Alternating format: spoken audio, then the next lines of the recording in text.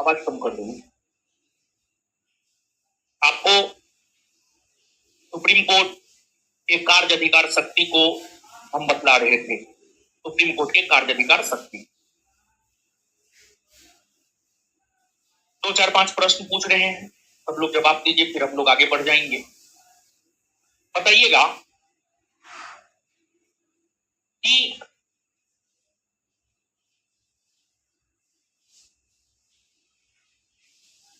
Supreme court के प्रारंभिक क्षेत्राधिकार को लेकर जानकारी कौन अनुच्छेद देता है?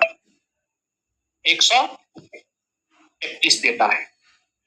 अगर दो राज्यों के बीच विवाद होता है तो वह सुप्रीम कोर्ट के प्रारंभिक क्षेत्राधिकार में आता है, हाँ या ना? आता। अगर केंद्र और राज्य के बीच विवाद होता है तो वह सुप्रीम कोर्ट के प्रारंभिक क्षेत्राधिकार में आता है, हाँ या ना? आता। क्या सुप्रीम कोर्ट की बैठक सिर्फ दिल्ली में ही बुलाई जा सकती है? दिल्ली में तो सुप्रीम कोर्ट की बैठक होती ही होती है, लेकिन दिल्ली के अलावे सुप्रीम कोर्ट की बैठक जो है, सुप्रीम कोर्ट की बैठक जो है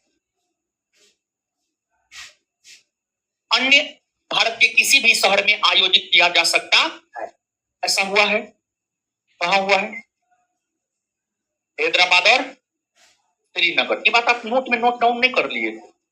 नोट में नहीं लिखा हुआ है ये बात, नोट में ना है, नोट में ना है तो इसको जो है आपको नोट डाउन कर लेना चाहिए मेरे ख्याल से। आप ठीक है, इसको जो है नोट डाउन कर लेना चाहिए आपको।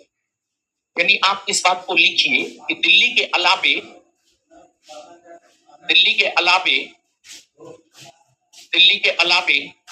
सुप्रीम कोर्ट की बैठक, दिल्ली के अलावे सुप्रीम कोर्ट की बैठक, सुप्रीम कोर्ट की बैठक,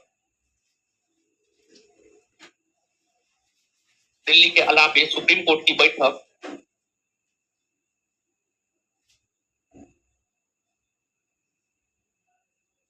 सुप्रीम कोर्ट की बैठक हैदराबाद और श्रीनगर में, हैदराबाद और श्रीनगर में,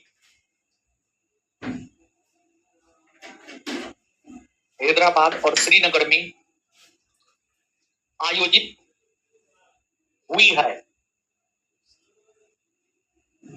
हैदराबाद और श्रीनगर में आयोजित हुई है, आयोजित हुई है। अब इसके बाद बाबू आप हमको बताइएगा कि क्या सेवानिवृत्त न्यायाधीश, रिटायर्ड जज जरूरत पड़ने पर सुप्रीम कोर्ट की बैठक में अल्प समय के लिए भाग ले सकते हैं, हाँ या ना? हाँ ना? अब देखिएगा कि एक तो बोर्ड पे लगा हुआ है तो बोल ही देते हैं, बाद में भूल जाते हैं हम। बिहार दरोगा का जो है वो टारगेट पे आ रहा है 1 अगस्त से।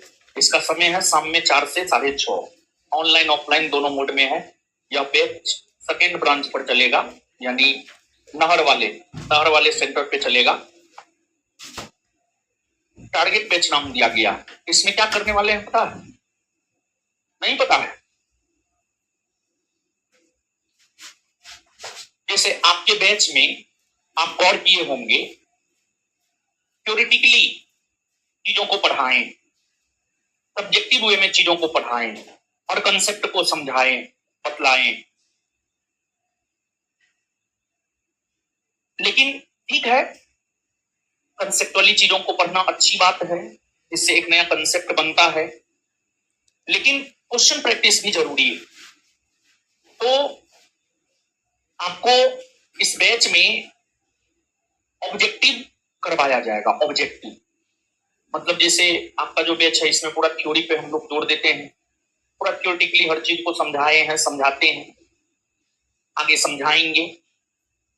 लेकिन ये जो बैच आ रहा है इसमें ऑब्जेक्टिव क्वेश्चन करवाएंगे और ऑब्जेक्टिव क्वेश्चन के जरिए जो है पूरा सिलेबस को डिस्कस करने का काम करें ऑब्जेक्टिव के जरिए।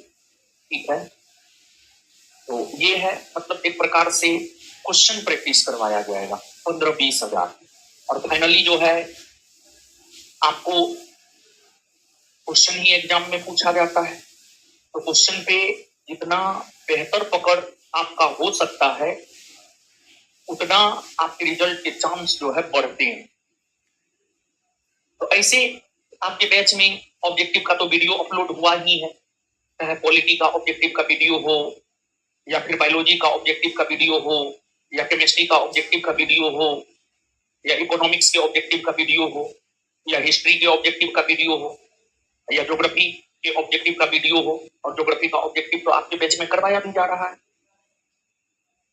तो ऑब्जेक्टिव का जो वीडियो हुआ है आपके बैच में अवेलेबल, उसमें हो सकता है कि जब हम आपको थ्योरी पढ़ाए हैं तो ऑब्जेक्टिव पे फिर मतलब बहुत ज्यादा क्यों बताएं हम आपको, कोई उचित ही नहीं बनता है।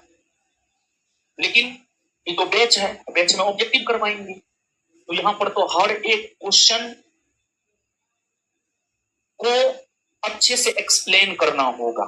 ऑब्जेक्टिव बैच ही है, तो हर एक क्वेश्चन को अच्छे से एक्सप्लेन करना होगा यहाँ पर। तो क्वेश्चन के जरिए पूरे सिलेबस पर कमांड बनवाने का काम जो है इस बैच में किया जाएगा, यानी क्वेश्चन को अच्छे से एक्सप्लेन किया जाएगा। जैसे हो सकता है आपके बैच में बहुत ज्यादा ऑब्जेक्टिव जो अपलोड हुआ है वो बहुत ज्यादा एक्सप्लेन वे में ना हो, क्योंकि थ्योरी पढ़ाए हैं, और जब थ्योरी पढ़ाए हैं तो फिर क्वेश्चन पे भी एक्सप्लेन कोई जरूरी नहीं है, हमको तो जरूरी नहीं लगता है। अगर थ्योरी नहीं पढ़ाते तब क्वेश्चन पे एक्सप्लेन जरूरी है। थ्योरी तो पढ़ाए हैं, कंसेप्ट तो हम आपको दिए हैं, तो इसी वजह से आपको